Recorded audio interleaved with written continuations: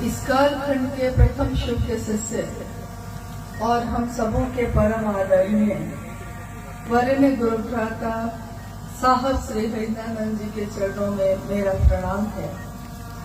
शक्ति स्वरूपा मां नीलमानंद जी के चरणों में मेरा प्रणाम है और गढ़वा जिले के इस स्थान पर उपस्थित आप सभी गुरु भाई और गुरु बहन के चरणों में मेरा प्रणाम है।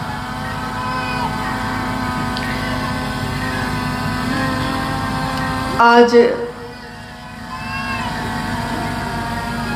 गढ़वा जिले में बहुत साल के बाद एक शिव गुरु महोत्सव का आयोजन हुआ है और बीच के कुछ वर्षों में हम सब ने काफी उतार चढ़ाव देखे हैं। महादेव की बात जब झारखंड राज्य में शुरू हुई थी और उसमें भी खासकर जब लातेहार, पलामू, गढ़वा में, उस समय बिहार का ही अंग था, झारखंड उस समय बना नहीं था। और संयोग ऐसा है कि यहाँ से बहुत नज़दीकी बगल के ही आपके ज़िले में माँ नीलमानंद जी का मायका भी है, पलामू में मनातूगढ़। इसलिए इस क्षेत्र में और इस तरफ के आसपास के जगहों पे साहब और दीदी का आगमन होता रहा है। गढ़वा जिले में के क्षेत्र में भी साहब और दीदी का आगमन हो चुका है। पहले भी इधर से गुजरे हैं, वो कहीं ना कहीं गए हैं, आए हैं। यानी ये धरती इस मामले में तो जागृत है कि शिव के शिष्य का आगमन यहाँ हुआ। कल शाम में यहीं की गुरुवानों से बातचीत में मैंने जैसे ही ये बात कही, मुझसे पहले एक गुरुवान ने कहा कि इसीलिए जड़ में ही पानी डालने का विधान है। मतलब कि जड़ में ही पानी डाला जाता है, जल चढ़ाया जाता है। और आप बताइए कि इतने देवी देवता हैं, लेकिन जल हम किसको चढ़ाते हैं? महादेव को। शिवलिंग पे ही जल चढ़ता है। यानी सारे टहनियाँ और पत्ते तभी हरे भरे रहेंगे जब जड़ों में हमारा भाव समर्पित होता रहे, यानी कि शिव के लिए। इस काल में कितने युग आए, पहले भी कितने युग आए, कभी द्वापर आया, कभी त्रेता युग आया, अलग अलग युग आए हैं। अभी कलयुग चल रहा है। पूरे युग के लिए अगर कोई दिशा और दशा बदलने वाला आता है तो हम उसको कहते हैं युग पुरुष, महामानव। महाशब्द आप गौर करिएगा कि महाशब्द जब भी लगा है महादेव के लिए लगा है, या महादेव जैसा ही कोई आया है, महादेव का संदेश लेकर कोई आया है तो उसके लिए लगा है। तो हम कहते हैं साहब श्री हरिदानंद जी को महामानव हैं, वो युग पुरुष हैं वो। तभी तो हम गीत गाते हैं, स्वागत है हे युग पुरुष तुम्हारा, युग पुरुष तुम्हारा। पूरे युग का जो पुरुष है उसको हम कह रहे हैं स्वागत है हे युग पुरुष तुम्हारा। तुमने जमी पे शिव गुरु को उतारा, कि हम उनका स्वागत करते हैं, हम उनके लिए कृतज्ञ होते हैं जिन्होंने इस जमीन पे शिव को ही उतार दिया। हम कहानियाँ पढ़ते हैं, हम कथाएं सुनते हैं। हमने कहानियों में पढ़ा है कि जब माँ गंगा नदी को हम कहते हैं माँ गंगा नदी जब इस धरती पे, पृथ्वी पे उतरी थी, उसके पीछे की कहानी है कि एक राजा थे भगीरथ। राजा भगीरथ ने तपस्या की, और तपस्या की किसके लिए? कि उनके पूर्वजों का जो निधन हो गया, मृत्यु को प्राप्त हुए, उनको मुक्ति नहीं मिल पाई, मोक्ष नहीं मिल पाया, यानी ईश्वर के में एक नहीं हो पाए। तो लोगों ने कहा कि अगर गंगा का पानी आपके पूर्वजों की अस्थियों को मिल जाए तो मुक्ति हो जाएगी। और ये सुनकर राजा भगीरथ ने तपस्या शुरू की। कहानी है कि माँ गंगा प्रसन्न हुई और उन्होंने कहा कि मैं पृथ्वी पर उतरने के लिए तैयार हूँ, लेकिन पृथ्वी, कल्पना करिएगा आप अभी इस बात की कि पृथ्वी यानी धरती मेरे वेग को, मतलब मैं इतनी तेज गति से जो उतरूंगी इस धरती पे, तो ये धरती मेरे वेग को, मेरे प्रवाह को बर्दाश्त नहीं कर पाएगी, तो सारी पृथ्वी ही बह जाएगी।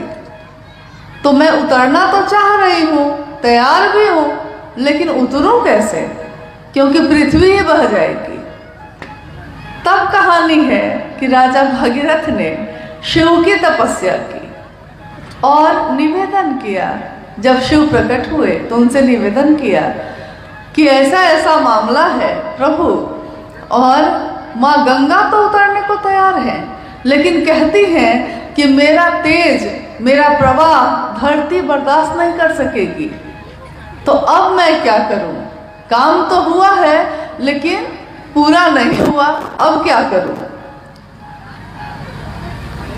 तो महादेव ने कहा कि अरे इतनी सी बात है, और कहानी है, कहानियां प्रतीक होती हैं, कहानियां सच भी होंगी, कहानियां कभी हमें कुछ सिखाती भी हैं।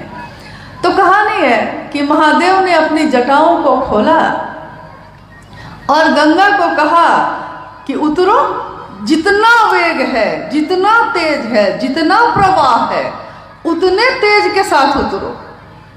और शिव की जटाओं में इतनी तेज वाली गंगा कहाँ समाती चली गई पता ही नहीं चला। गंगा उतरी जा रही है, शिव की जटाओं में समाये जा रही है, और शिव ने फिर अपनी जटाओं को समेट लिया। मामला फिर फंस गया कि गंगा उतरी तो, लेकिन शिव की जटा में उतर गई, और शिव ने फिर से उसको बांध लिया है, यानी पृथ्वी पे तो अभी भी नहीं उतरी।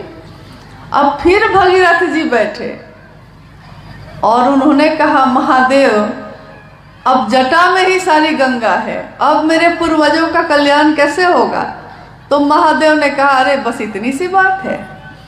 और कहते हैं कि महादेव ने अपनी एक तरफ की जटा थोड़ी सी हटाई, गंगा का पानी पतली धारा के रूप में वहां से निकला, और एकदम उसका सारा तेज शांत, सारा प्रवाह एकदम शांत, सारी गति एकदम सामान्य होकर धरती पे उतर गई।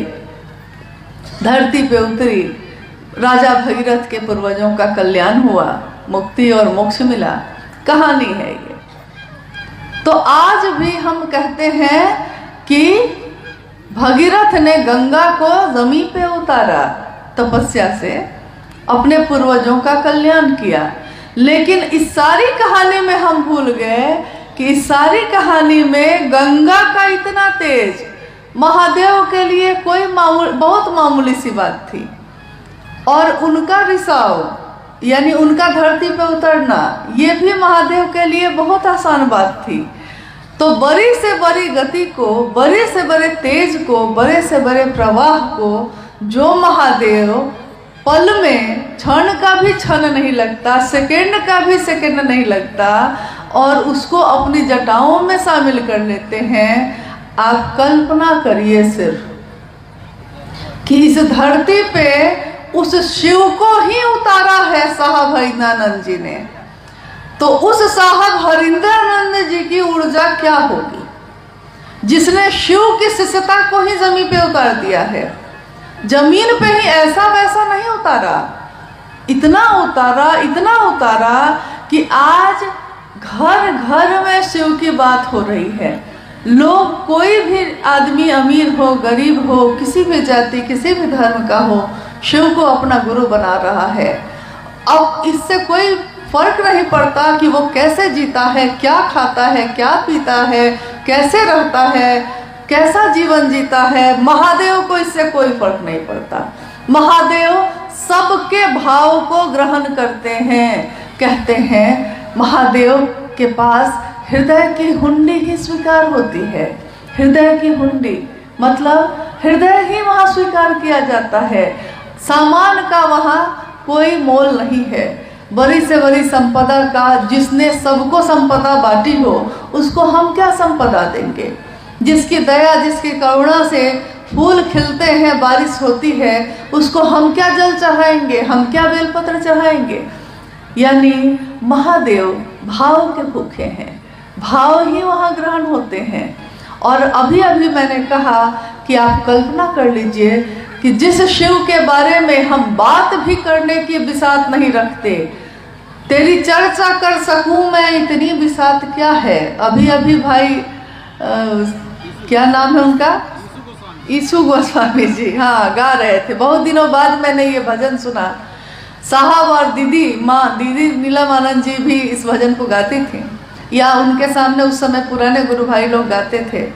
आजकल देखती हूँ कि पुराने भजनों का प्रचलन थोड़ा कम हो गया है, लेकिन जैसे ही ये भजन बजने लगा, साहब और दीदी की सारी स्मृति ऐसे उभर के आई कि लगा जैसे वो बैठे हैं और हम सब उनके सानिध्य में बैठे सुन रहे हैं कि हे महादेव, मैं आपकी चर्चा कर सकूं इतनी बिसात भी मेरी नहीं है, आपको नमन भी कर सकूं इसके योग्य भी हम नहीं हैं, लेकिन तब भी आपकी चर्चा कर रहे हैं, आपको नमन कर रहे हैं।